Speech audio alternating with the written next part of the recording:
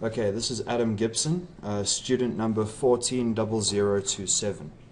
My game is called Triassic.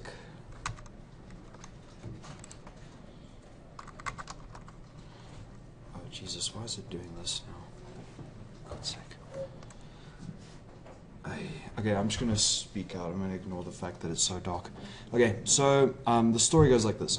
You've got global warming begins and starts melting these unknown glaciers that nobody knows about. These glaciers have got dinosaurs in them. And the dinosaurs managed to thaw out, and they're still alive. So a couple of years down the line, these dinosaurs have killed off most of humanity, and humanity didn't have enough time to resist.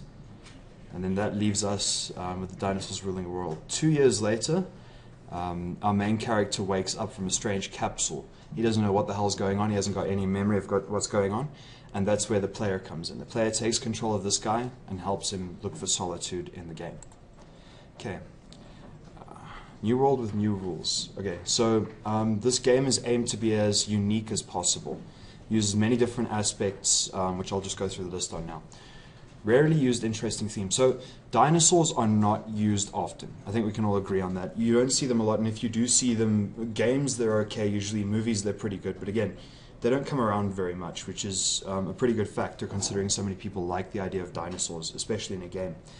And then the realism system, the enemies, the dinosaurs are supposed to be really against you. The game's supposed to push you down where you really have to think and adapt to survive. You can't just go around expecting the same thing all the time because that is not going to work at all. Okay. The situation's not being the same. I've got the environment design set out, so you've got different sub-biomes within the environment. Wherever you're going, whatever you're doing, it completely changes all the time. I'll explain more about that just now. Brutality, life or death in every situation. It's not an easy thing to do. You face a dinosaur and you're a puny little human. Either you're going to die or you're going to run for your life, for the most part. You're not going to be able to just get away with nearly dying. Okay, encounter with your nemesis at any moment. Throughout the game, you have encounters with larger dinosaurs who hold a grudge against you, so to speak. And instead of going on missions, the game focuses on the idea of you just meeting them at random or finding them at a specific point. And that's where the game progresses from there. Again, don't think you'll die. You have to be on your feet. You have to think. You can't just sit there on autopilot and go about your own way.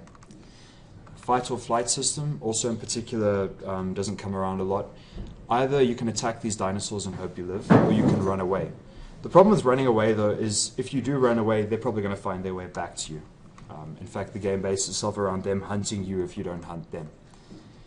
And then I'll leave the rest for later. Okay, included dinosaurs.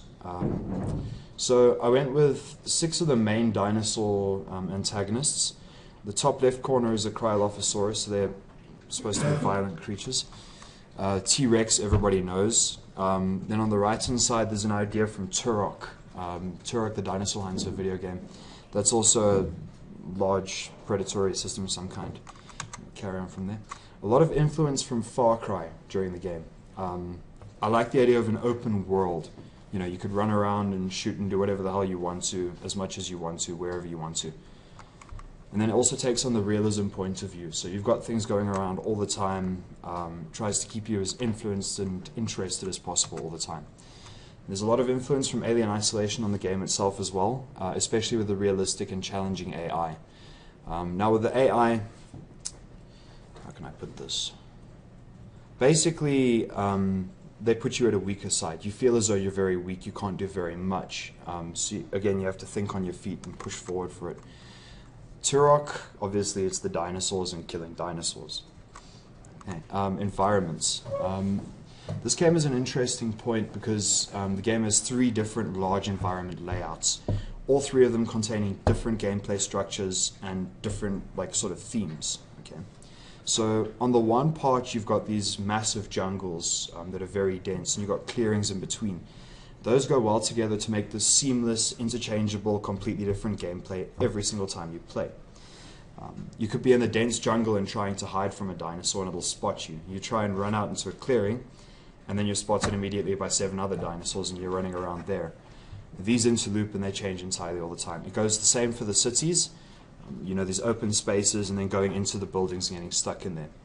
The final area is all about stealth and not knowing what's going to happen. But yeah, so we got the jungles, the cities, and then a polar night, which is very dark time up in the poles where nothing's happening, it's freezing and everything's dead.